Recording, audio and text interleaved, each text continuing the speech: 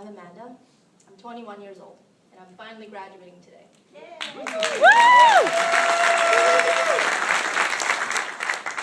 I know it usually isn't anything to celebrate about when you graduate after 17. I personally never did well in school, and I can think of a few people who thought I never finished high school. So even though it's been a few years, the longer it has taken me to get to the stage with all of you here, the more I feel like I've achieved. I was born and raised in Taiwan, where education is more important than anything, even who you are as a person. Some people flourish under this pressure to become someone. I, however, didn't measure up. Like many people, I understand what it's like to have no confidence in school. The few times that I plucked up the courage to raise my hand in class or take a shot at answering a question, I'd always end up getting it wrong and feel humiliated and hating myself for trying. I remember my lack of motivation and smarts in school had gotten so bad that even some of my family members would tell my mother I would never step a foot into college.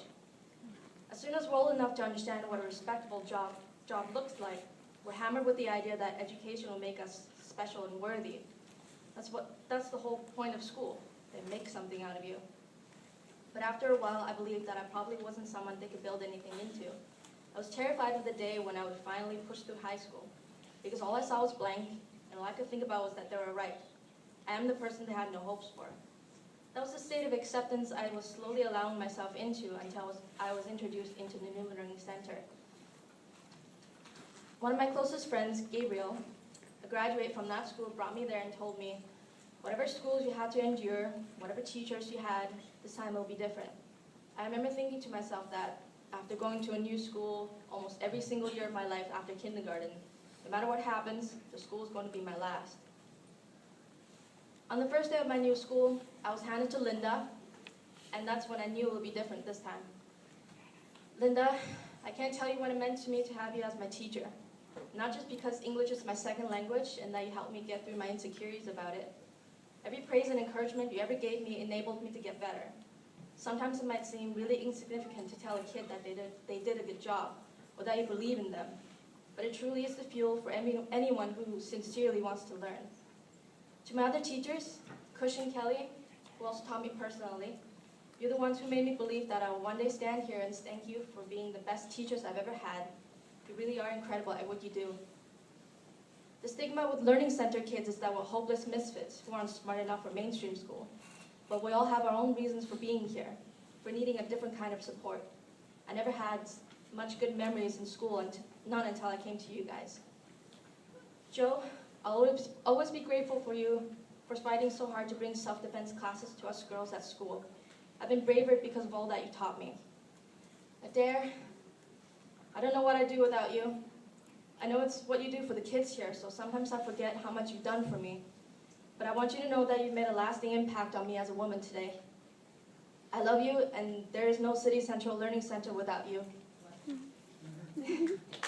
Janet, thank you for embracing me into your school and understanding my situation until my very last day here. You honor me by letting me give this speech.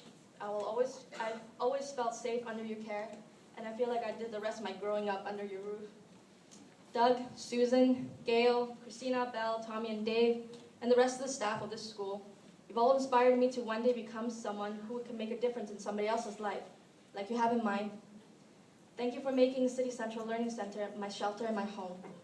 And to my friends and extended family, thank you for being the light in my life that never went out. To my mom, who is quite literally on this other side of the world, and my dad, this night is as much for you as it is for me. I want to be the daughter that you can always be proud of. Last but not least, I have a few parting words for the students who are still working towards graduation. If anyone has ever told you that you weren't smart enough, or you don't have it in you to do what you want to do, or that you aren't a good enough person, or you're not worth the time and effort, it isn't true. It wasn't true for me, and it isn't for you.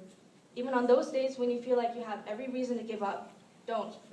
Think about the things you had to overcome, and remember that you deserve to be proud of yourself. Whether or not I know you, or I'll ever be friends with you, I know what we all have in common is that behind every story, there's someone who struggled and fought to get here. I challenge every one of you to chase after your dreams no matter what anyone tells you. I know you can do it. I believe in you.